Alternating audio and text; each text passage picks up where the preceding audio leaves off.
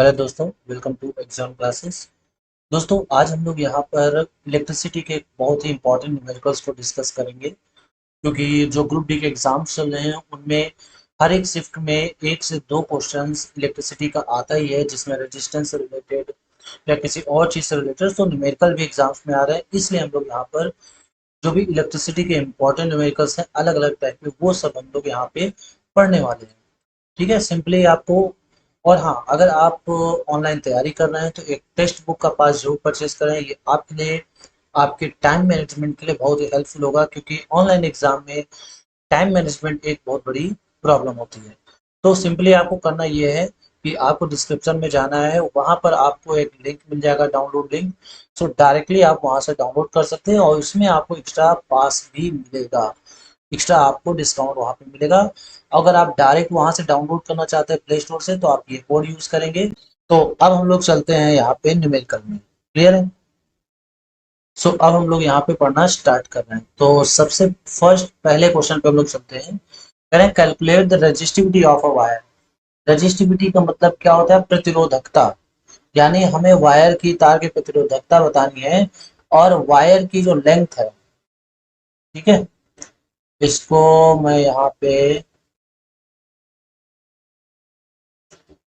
इसको थोड़ा सा सही करें तो, हाँ, तो यहाँ पे बात है कि लेंथ इसकी कितनी है, 80 मीटर, और एरिया ऑफ क्रॉस सेक्शन इतना दिया हुआ है, और इसकी रेजिस्टेंस दिया हुआ है 1.5 ओम। तो बताइए आर बराबर जो फार्मूला होता है, आर इक्वल टू होता है रो एल अपॉन ए। तो यहाँ से रो क्या होता है? रेजिस्टिविटी होती है। तो जब रो निकालेंगे तो आएगा आर ए अपॉन एल।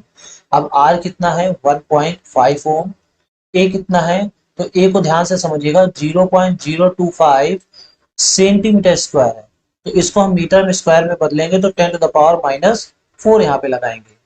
ठीक है, और अपॉन में इसकी लेंथ, तो लेंथ कितनी है? 80 सेंटीमीटर। तो इसको भी अगर हम मीटर में कन्वर्ट करेंगे तो 0.8 मीटर यहाँ से आ जाएगा। तो बताइए, पॉइंट से पॉइंट कैंसिल आउट। उसके बाद जब हम इसको यहाँ पे हटाएंगे तो नीचे कितने जीरो आएंगे? 3 जीरो आएंगे। नीचे कितने जीरो आएंगे? 3 जीरो आएंगे। 3 डिजिट का पॉइंट है। तो ऊपर समझना ध्यान से, ऊपर आ गया है। अच्छा, 5 से अगर हम इसको कैंसिल आउट करें तो 5 से जाएगा 40 टाइम्स, 25 से जाएगा 40 टाइम्स।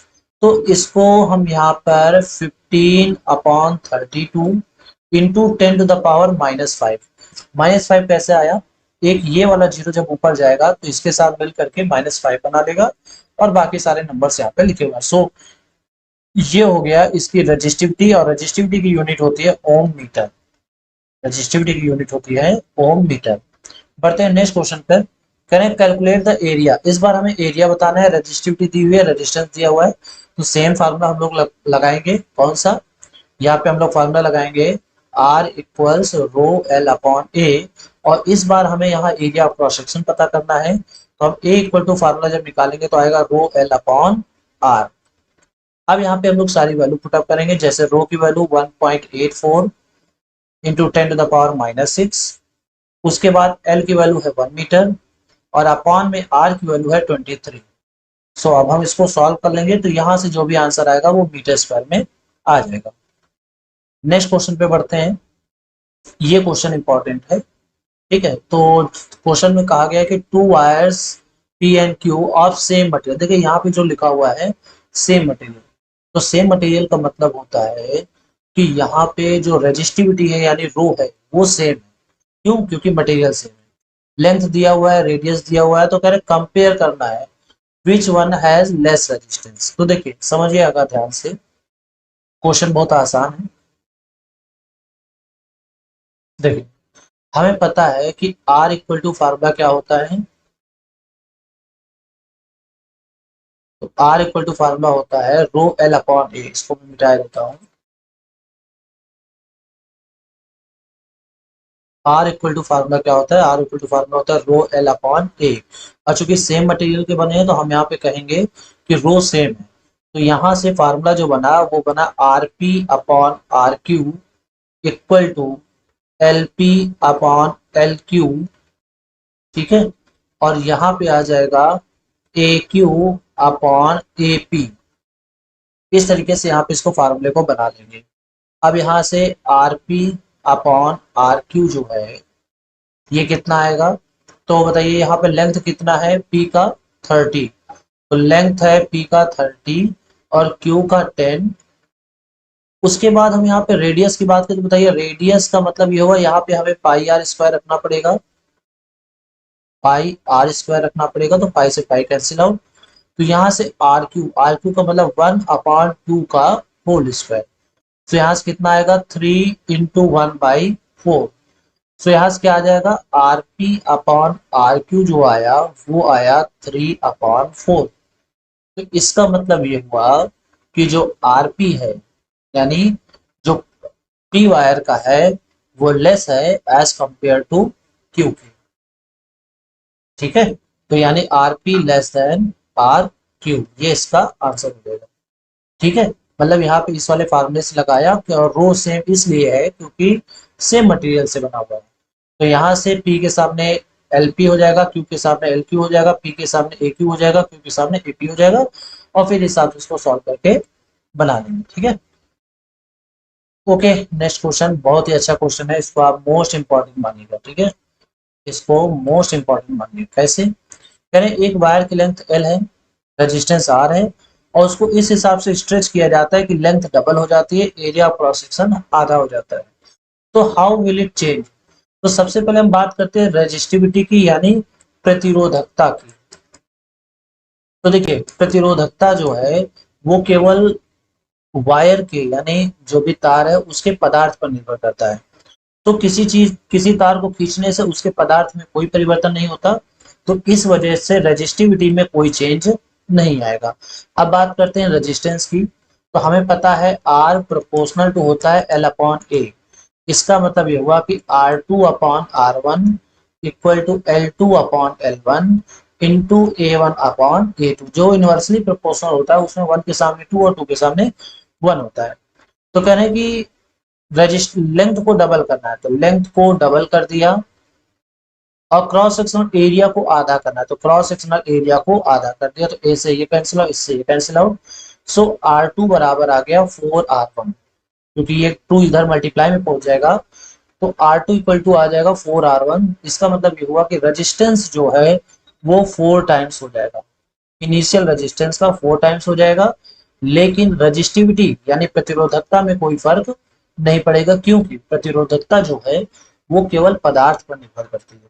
तो किसी तार को खींचेंगे तो ऐसा थोड़ी ना होगा कि एल्यूमिनियम के वायर को हमने खींचा तो वो कॉपर वायर बन गया, रहेगा तो एल्यूमिनियम का ही।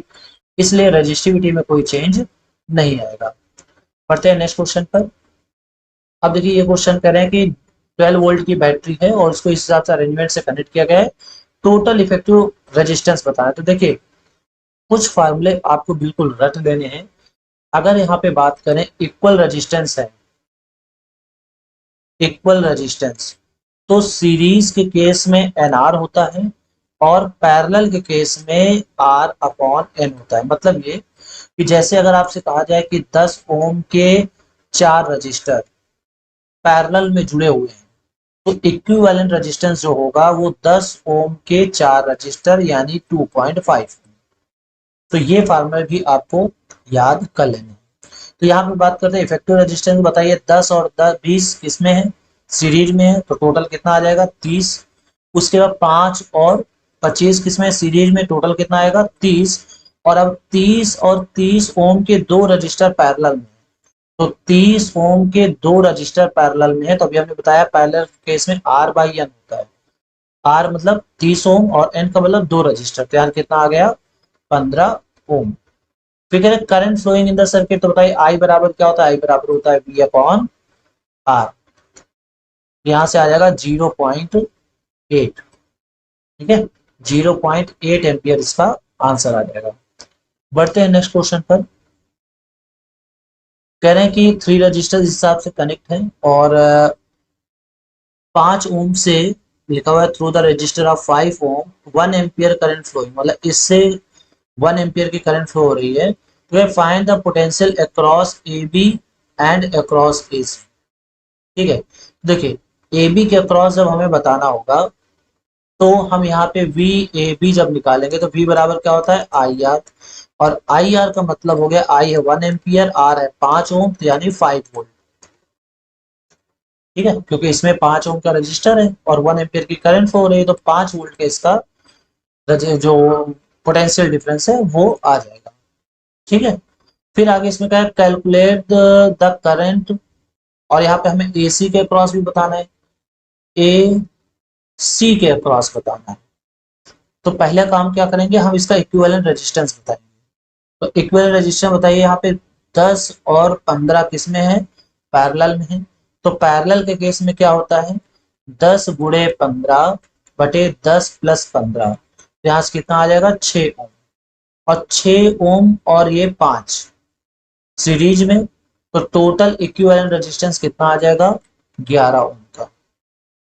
देखिए यहाँ पे 10 और 15 पैरेलल में है, तो पैरेलल केस में क्या होता है, पैरेलल केस में होता है R1 R2 upon R1 plus R2। तो यहाँ से हम कह सकते हैं कि 150, यहाँ 150 आ जाएगा, 150 बाई दिस तो 6 ओम आ जाएगा, और 6 ओम इससे जुड़ा होगा तो कितना आएगा 11 ओम। ठीक है, अब यहाँ पे इक्विवेलेंट रेजिस्टेंस निकल चुका है ए और सी के बीच का। तो यहाँ से जब VAC निकालेंगे तो VAC आ जाएगा, V बराबर IR होता है, I है 1, R है 17 और 11 11, तो यहाँ से कितना आ जाएगा VAC 11 वोल्ट। VAC कितना आएगा 11 वोल्ट। और calculate the current across the two resistor, calculate the current across two resistor, दोनों रजिस्टर के अक्रॉस मतलब इसमें से हमें करंट बतानी है, और टोटल रेजिस्टेंस जो था, तो बताइए टोटल रेजिस्टेंस तो निकल आया, टोटल रेजिस्टेंस कितना आया 11 ओम। ठीक है, अब यहाँ पे करंट की बात करें तो करंट कितना हो जाएगा, यहाँ पे देखिए 1 एम्पियर की करंट जा रही थी और ये उसी रेशियो में डिवाइड हो जाएगी, है ना।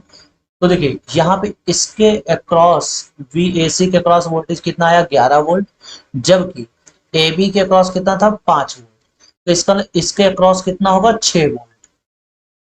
ठीक है, अब यहाँ पे बात करें इसके I2 के बारे में, तो I2 बराबर होता है V अपॉन R, यानी 0.6 एम्पियर। और जब हम I3 की बात करेंगे तो ये हो जाएगा V अपॉन R, यानी 0.4 एम्पियर। ये इसका आंसर है। देखिए क्वेश्चन को जरा समझ लीजिएगा अच्छे से, क्योंकि इस पूरे AC के अक्रॉस वोल्टेज आया था 11 वोल्ट, जिसमें से इसके अक्रॉस आया था 5 वोल्ट, तो बचा हुआ इसके अक्रॉस यानी BC के अक्रॉस जो वोल्ट होगा वो होगा 6। अब हमें करंट भी बतानी थी, तो ये करंट आ गई।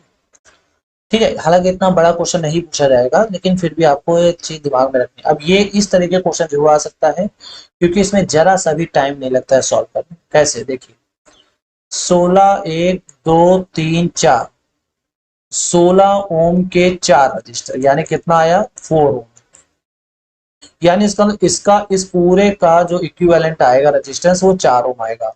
ऐसे इसका, ऐसे इसका और ऐसे इसका। अब बताइए 4 ओम 4 ओम 4 ओम एंड 4। अब 4 ओम के इसको ऐसे आप मान सकते हैं कि जैसे ये सर्किट है, ये 4 ओम, ये 4 ओम, ये 4 ओम और ये 4 ओम, तो ये कैसे होगा, ये होगा सीरीज में, यानी टोटल कितना आया, टोटल आया 16 ओम इसका आंसर। सो बढ़ते हैं नेक्स्ट क्वेश्चन पर। तो देखिए अगला क्वेश्चन है कि a wire of resistance 18 ohm is cut into 3 equal parts, मतलब एक 18 ओम का वायर है जिसका रेजिस्टेंस 18 ओम है, तो इस 18 ओम को 3 पार्ट में कट किया जाता है। तो बताइए हर एक पार्ट का जो रेजिस्टेंस होगा, तो अगर वायर को 3 पार्ट्स में कट किया गया है तो रेजिस्टेंस भी 3 पार्ट्स में कट हो जाएगा, यानी हर एक वायर का रेजिस्टेंस होगा 6 ओम। कह रहे हैं what is the equivalent resistance if these 3 pieces are joined in parallel. देखिए कह रहे हैं कि अब इन टुकड़ों को क्या किया जाता है, पैरेलल में कनेक्ट कर दिया जाता है। ठीक है, ये पैरेलल में एक हो गया, ये दूसरा हो गया और ये तीसरा हो गया। तो ये भी 6 ओम, ये भी 6 ओम और ये भी 6 ओम।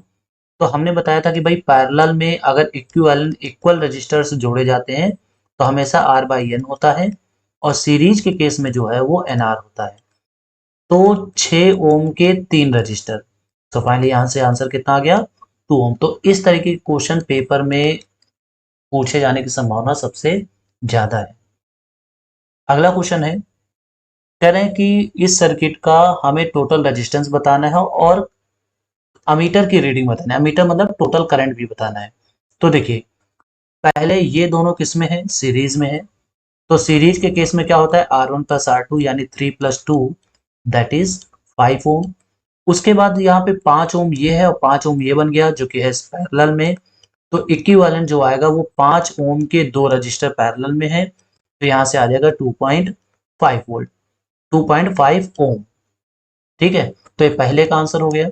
उसके बाद करें current show by the meter, यानी करंट बताना है। तो वी आई इक्वल टू क्या होता है, V upon R, that means 2/5 upon 2/5, क्योंकि वोल्टेज भी 2/5 है और रेजिस्टेंस भी 2.5 आया है। ठीक है, सो 2.5 अपॉन 2.5, यहाँ से कितना आ गया, 1 एम्पियर, यानी अमीटर की जो रीडिंग होगी वो 1 एम्पियर होगी। अगले क्वेश्चन पे बढ़ते हैं। इसका भी देखिए इक्विवेलेंट रेजिस्टेंस बताना है। तो देखिए पहले ये 3 और 3 कैसे होंगे, सीरीज में होंगे, तो 6 ओम आ जाएगा। यानी अब हम इसको हम मान सकते हैं कि 6 ओम का रेजिस्टेंस है और 6 ओम और ये 3 ओम पैरेलल में है। तो देखिए अगर दो रेजिस्टेंस पैरेलल में होते हैं तो हम ये वाला फार्मूला प्रेफर करते हैं, R1 R2 upon R1 plus R2। ये आया कहाँ से है, तो हमें पता है पैरेलल के केस में 1/RP equal to 1/R1 plus 1/R2। तो यहाँ पे जब हम एलसीएम लेंगे तो आएगा R1 R2 और ऊपर आ जाएगा R1 प्लस R2। ये क्या है, ये 1/RP है। तो बताइए यहाँ से जब RP निकालेंगे तो यही फार्मूला आ जाएगा जब रेसिप्रोकल लेंगे, व्युत्क्रम करेंगे। तो यहाँ से 3 × 6/3 प्लस 6 9, तो 3 से ये 3 बार, 3 से ये 2 बार, तो फाइनली कितना आया, 2 ओम। इसका मतलब ये हुआ इस पूरे कॉम्बिनेशन का जो इक्विवेलेंट रेजिस्टेंस है वो है 2 ओम। तो हम यहाँ पर मान सकते हैं कि ये जो रेजिस्टेंस है ये सारे रेजिस्टेंस ना हो करके एक 2 ओम का रेजिस्टेंस यहाँ ऐसे लगा हुआ है। कितने ओम का, 2 ओम का। अब ये 2 ओम, 3 ओम और 3 ओम कैसे होंगे, सीरीज में होंगे। तो यानी हम कह सकते हैं कि जो इक्विवेलेंट रेजिस्टेंस बनेगा वो बनेगा 3 प्लस 2 प्लस 3, 3 प्लस 2 प्लस 3। तो यहाँ से कितना आ जाएगा, 8 ओम इसका आंसर आ जाएगा। क्लियर है, तो ये हो जाएगा इसका आंसर। बढ़ते हैं नेक्स्ट क्वेश्चन पर। वीडियो अच्छा लग रहा हो तो प्लीज शेयर और चैनल को सब्सक्राइब जरूर कीजिएगा। अगला क्वेश्चन है कि a water heater of resistance this is connected across a main supply this, determine the current through the element of the heater and also calculate the amount of heat produced in kilojoule in 1 hour। ठीक है, तो समझिएगा heater का जो resistance है वो 1000 ओम है और इसको कनेक्ट किया गया है 220 वोल्ट की सप्लाई के साथ। हमें यहाँ पे सबसे पहले बताना है करंट। तो देखिए आई इक्वल टू जो होता है, आई इक्वल टू होता है V upon R. So V कितना है, 220, आर कितना है, 1000, यानी 0.22 एम्पियर ये इसका करंट आ जाएगा। क्लियर है, आगे करें calculate the amount of heat produce in kilo joule in 1 hour. तो देखिए अमाउंट ऑफ हीट जो H होता है ये होता है, दो फार्मूले होते हैं, I²RT या V² upon R into T. तो हम यही फार्मूला यहाँ पे लगा देंगे। तो V² का मतलब हो गया 220 इंटू 220 अपॉन R का मतलब कितना है, 1000। ठीक है, यहाँ पे 220 होगा। ठीक है, 220 और इनटू में टाइम। तो टाइम किस में बताना है, 1 आवर में। सो 1 आवर को मिनट में बदलेंगे तो 60, सेकंड में बदलेंगे तो 60। तो बताइए यहाँ से ये 3 जीरो से ये 3 zero cancel out. So finally कितना आया, 220 इंटू 22 इंटू 36। लेकिन ये जो भी आंसर आएगा वो किस में आएगा, जूल में आएगा। बट यहाँ पर इन्होंने कहा है कि हमें किलो जूल में बताना है। तो सिंपली हम लोग क्या करेंगे, इस पूरी वैल्यू को यानी 220 इंटू 20, यहाँ पे एक काम करते हैं इसको मल्टीप्लाई कर लेते हैं। ठीक है, जब हम इसको इससे मल्टीप्लाई करेंगे तो आएगा 4840 इंटू 36 और अपॉन में जब 1000 से डिवाइड कर देंगे तो ये किलो जूल में कन्वर्ट हो जाएगा। This will be the answer. Clear है, बढ़ते हैं नेक्स्ट क्वेश्चन पर। कह रहे हैं कि एक टॉर्च बल्ब है जिसकी रेटिंग है 2.5 एंड 7.5 मिली एम्पियर, मतलब इसमें जो वोल्टेज है वो 2. ठीक है 5 वोल्ट है, और जो आई है वो 7, ठीक है 750 मिली एम्पियर है। तो कह रहे हैं कैलकुलेट इट्स पावर। तो बताइए पावर का जो फार्मूला होता है वो होता है वी आई। क्या होता है? We I. सो वी की जगह पे 2.5 और आई की जगह पे 750 750 मिली एम्पियर। तो मिली को -3 कर देंगे। तो यहां से जब हम इसको मल्टीप्लाई करेंगे, ठीक है,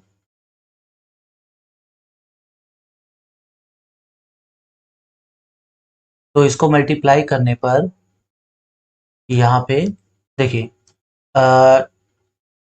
25, देखिए ये जीरो से ये पॉइंट हट जाएगा, तो 25 × 75 मल्टीप्लाई करेंगे तो 5 5 × 25 कैरी 2, 5 2 × 10 एंड 7 5 × 35 और 2, तो यानी आ गया यहाँ से 47, 47 का 7 कैरी 4 और 7 2 × 14 और 4 18, तो यहाँ पे आया 1875 इंटू 10⁻³ तो यहाँ पे आ जाएगा 1.875 वॉट। इसकी यूनिट क्या हो जाएगी? वॉट हो जाएगी। क्लियर है? आप मल्टीप्लाई भी चेक कर सकते हो, कोई दिक्कत नहीं है। और फिर अगला क्या कहा है? इसका रेजिस्टेंस पूछा है, तो हमें पता है R इक्वल टू क्या होता है? R इक्वल टू होता है V/I। सो V कितना है? 750 मिली एम्पियर, सॉरी पहले हमें V रखना पड़ेगा, ठीक है। सो V कितना है यहाँ पे? V है 2.5, V है 2.5 और ये है 750 मिली एम्पियर यानी -3। तो देखिए यहाँ पे जब ये जीरो इसके साथ लगेगा तो पावर -2 बन जाएगी, और -2 जब ऊपर जाएगा तो +2 हो जाएगा, तो यानी आ जाएगा यहाँ से 250/75। तो 25 से 3 टाइम्स, 25 से 10 टाइम्स, सो 10/3 ओम, 10/3 ओम इसका आंसर आ जाएगा। आगे करें the energy consumed if the bulb is lighted for 4 hours. अब यहाँ पे ध्यान से समझिएगा, ये जो पावर है ना, ये बताता है जूल पर सेकेंड एनर्जी, मतलब 1 सेकेंड में कितनी एनर्जी कंज्यूम होगी, ये उसका पावर बताता है। तो हमें यहाँ पे बताना है 4 आवर्स में, तो यानी हम टोटल एनर्जी जो है उसके लिए फार्मूला लगाएंगे P/T, यानी 1 सेकेंड में कितना कंज्यूम हुआ इनटू टाइम। तो 1 सेकेंड में कितना कंज्यूम हुआ? 1.875, और टाइम कितना? 4 आवर्स, तो 4 मिनट हो गया और ये सेकेंड हो गया। तो फाइनली इन सबको मल्टीप्लाई कर लेंगे और वहां से ये आंसर आ जाएगा। बढ़ते हैं नेक्स्ट क्वेश्चन पर। कह रहे हैं कि एक इलेक्ट्रिक बल्ब है जो कि इतने वॉट्स वोल्ट का है और दिस करंट, इतने अमाउंट ऑफ करंट उसमें फ्लो हो रहा है, तो कह रहे पावर बताना है। तो अभी मैंने यहाँ पे फार्मूला बताया P इक्वल्स क्या होता है? VI। V कितना है? 220 और I कितना है? 0.5, तो यहाँ से आ गया 110 वाट। देखिए ऐसे क्वेश्चन, स्मॉल क्वेश्चन जो छोटे छोटे क्वेश्चन होते हैं, इनके पूछे जाने की पॉसिबिलिटी सबसे ज्यादा होती है। और जो नेक्स्ट क्वेश्चन पूछने वाले हैं, it is most and most important question. Clear है? तो देखिए यहाँ पे जो आखिरी क्वेश्चन है वो ये है कि 10 ओम के किसी तार की लंबाई को खींचकर 3 गुना कर दिया जाता है, नए तार का प्रतिरोध क्या होगा? तो देखिए इसको मोस्ट इंपॉर्टेंट क्वेश्चन मानिए, क्योंकि इस तरीके के क्वेश्चन ज्यादातर पेपर में पूछे भी जाते हैं। देखिए क्वेश्चन का पहले टाइप समझ लीजिए। जब किसी तार की लंबाई खींच कर बढ़ाई जाए, ठीक है, खींच कर बढ़ाई जाए, तो जब खींच के बढ़ाई जाएगी तो उस केस में होगा क्या कि वो तार की लंबाई तो बढ़ेगी ही, साथ ही साथ उसका जो थिकनेस है यानी उसकी जो मोटाई है वो भी कम होती जाएगी, यानी तार पतला होता जाएगा। तो इसके लिए फार्मूला जो लगाएंगे वो लगाएंगे L-L का whole square into original resistance. L dash का मतलब बाद की लंबाई, L का मतलब पहले की लंबाई। तो अगर हम पहले की लंबाई L माने तो बाद में लंबाई कितनी कर दी जाती है? 3 गुनी कर दी जाती है, यानी 3L कर दिया जाता है, इसका होल स्क्वायर और आर नॉट का मतलब पहले का रेजिस्टेंस, ओरिजिनल रेजिस्टेंस, तो वो है 10। तो इससे कैंसिल आउट, 3 का स्क्वायर हो गया 9, 9 इंटू 10 दैट इज 90 ओम। यानी अब नए वायर का जो रेजिस्टेंस है वो हो जाएगा 90 ओम। तो देखिए ये वाला जो क्वेश्चन था बहुत ही इंपॉर्टेंट है। आने वाले एग्जाम्स में इन्हीं इसी तरीके के क्वेश्चंस आपको एग्जाम में पूछे जाएंगे। तो मिलते हैं नेक्स्ट वीडियो में। वीडियो पसंद आया है तो लाइक और शेयर जम के कीजिएगा।